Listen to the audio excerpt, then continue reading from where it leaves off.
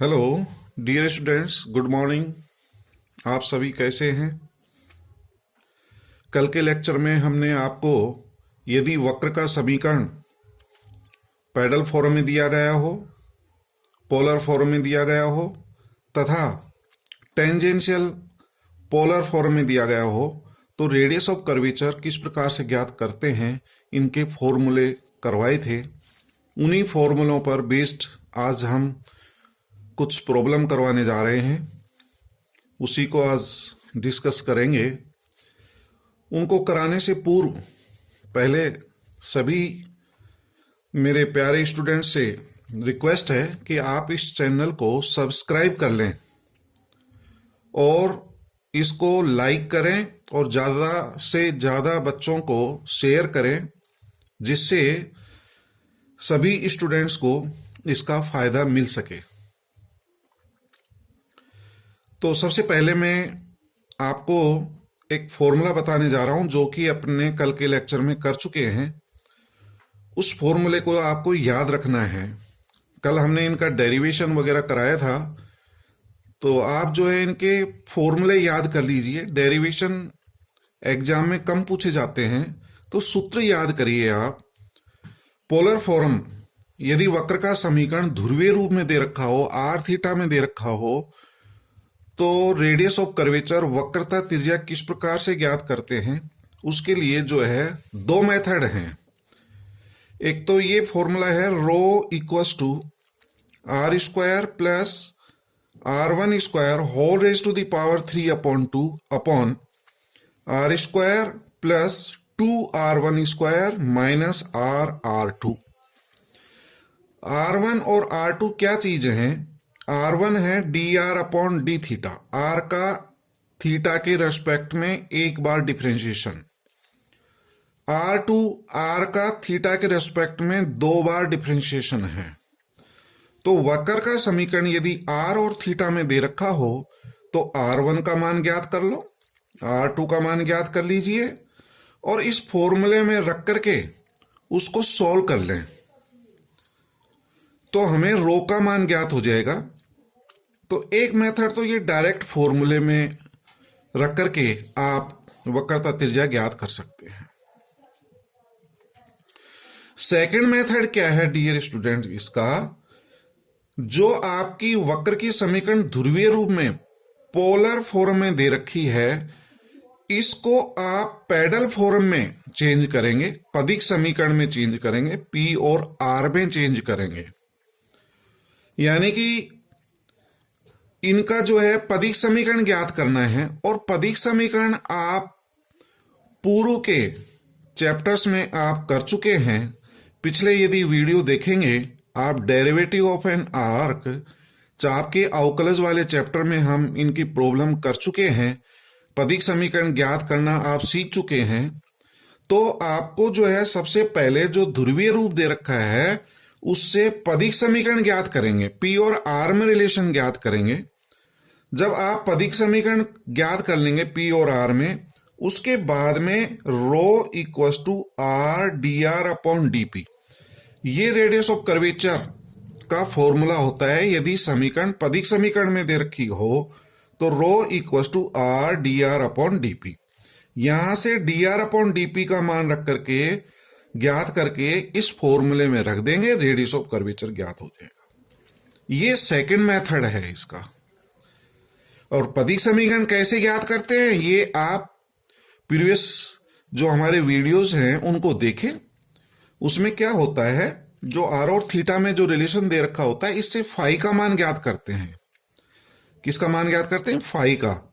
और ये फाई का मान P equals to R sine phi फॉर्मूले में रखते हैं। तो जब फाई का मान इसमें रख देंगे तो ये थीटा में चेंज हो जाएगा।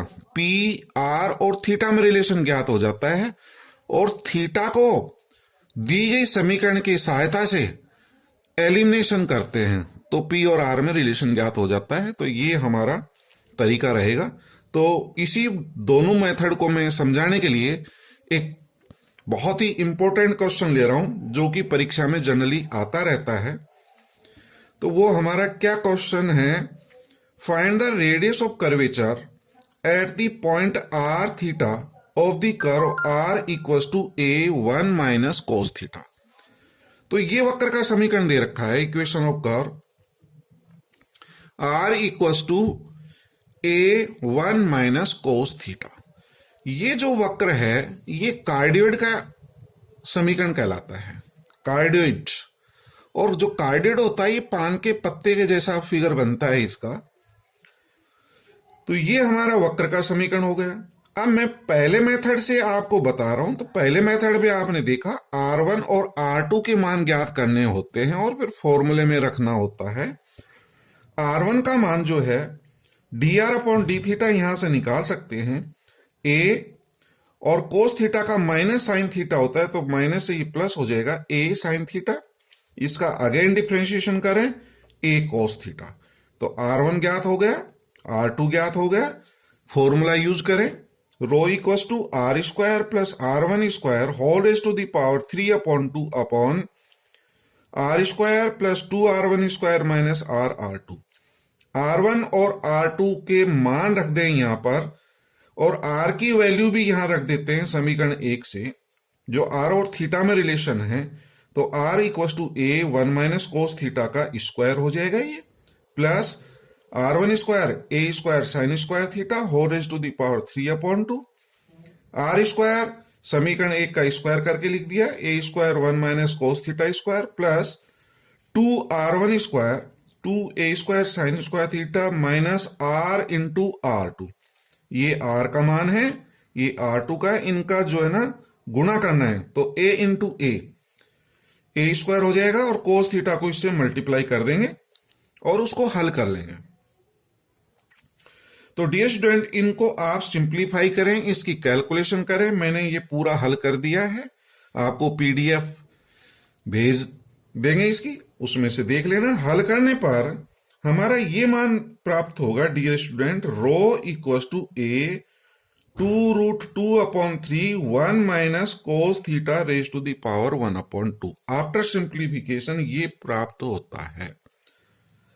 अब इसमें कोस थीटा का विलोपन कर सकते हैं समीकरण 1 की सहायता से। तो यहां से 1 माइनस कोस थीटा का मान यहां से निकाल लीजिए। 1 minus cos theta equals to R upon A. तो इसका मान रख देंगे आर अपॉन ए, और raise to the power 1 upon 2 का मतलब रूट हो गया, स्क्वायर रूट। तो rho equals to 2 upon 3 under root 2AR। तो ये रेडियस ऑफ कर्वेचर वक्रता त्रिज्या ज्ञात होगी। तो आप समझ गए होंगे। R1 और R2 के मान निकाल करके फॉर्मूले में रखें और सिंप्लीफाई करें। बहुत ही सिंपल क्वेश्चन है। अब इसी को मैं जो है दूसरे मेथड से हल करना भी सिखा रहा हूं। इसी क्वेश्चन को किस प्रकार से हल करते हैं। सेकंड मेथड में क्या है, पदिक समीकरण ज्ञात करेंगे डियर स्टूडेंट अपन सबसे पहले। तो पैडल इक्वेशन ज्ञात करने के लिए क्या करें, ये हमारी इक्वेशन ऑफ कर्व है R equals to A one minus cos theta. सबसे पहले मैं फाई का मान ज्ञात करूंगा। तो taking log both side, log R equals to log A plus log 1 minus cos theta. Differentiate with respect to theta. 1 upon R का dr upon D theta हो जाएगा, log A का 0, log 1 माइनस कोस थीटा का differentiation 1 upon 1 minus cos theta, और इस 1 minus cos theta का करेंगे तो साइन थीटा। इसको हाफ एंगल में चेंज कर लें, 2 sign theta by 2 cos theta by 2 upon 1 minus cos theta के 3 फॉर्मूले पड़े हैं। ऐसा फॉर्मूला यूज करिए जिससे ये 1 कैंसिल हो जाए। तो ये फॉर्मूला यूज कर रहा हूं मैं कोस थीटा का, 1 minus 2 sine square theta by 2। Cos theta equals to होता है 1 minus 2 sine square theta by 2। बाहर माइनस है तो साइन चेंज कर दिया, 1 से 1 कैंसिल हो जाएगा, 2 से 2 कैंसिल हो जाएगा, साइन थीटा कट जाएगा, cos theta by 2 upon sine theta by 2, that is cot theta by 2।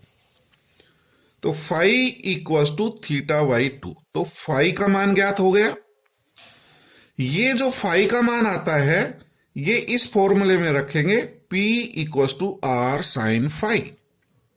तो पदिक समीकरण ज्ञात करने के लिए सबसे पहले फाई का मान ज्ञात करें, फिर फाई का मान ज्ञात करके formula P equal to R sine phi होता है, इसमें फाई की वैल्यू रख देंगे तो P equal to R sine theta by 2। तो ये P R और थीटा में रिलेशन आ गया। तो हमें किस में याद करना है? P और R में। इस थीटा का एलिमिनेशन करेंगे समीकरण 1 की सहायता से। समीकरण 1 से साइन थीटा बाई 2 का मान ज्ञात करेंगे तो देखिए, तो R equal to A 1 minus cos theta का फॉर्मूला रख दिया वापिस, तो ये होता है 1 minus 2 sine square theta, minus बाहर है तो चेंज कर ले, तो 1 से 1 कट जाएगा।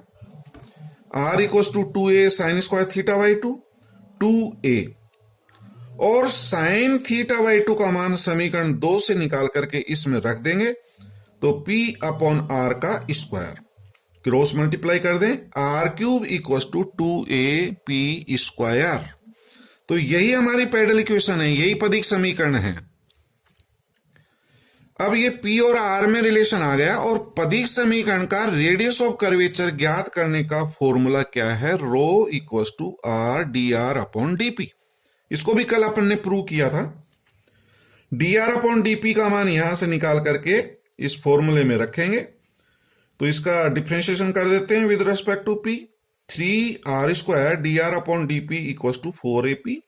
dr अपॉन dp का मान निकालें, यहां रख दें, तो रो इक्वल टू ये प्राप्त हो जाएगा 4a upon 3r into p। P का मान समीकरण 3 से यदि इसमें निकाल कर रख दें, P का मान यहां से निकालें R की टर्म्स में, तो P की वैल्यू समीकरण 3 से निकाल करके यहां रख दें, तो हमारा rho equal to 2 upon 3 under root 2AR ये प्राप्त हो जाएगा। ये बिल्कुल सेम वही है जो आपने फर्स्ट मेथड में किया था, rho equal to 2 upon 3 under root 2AR।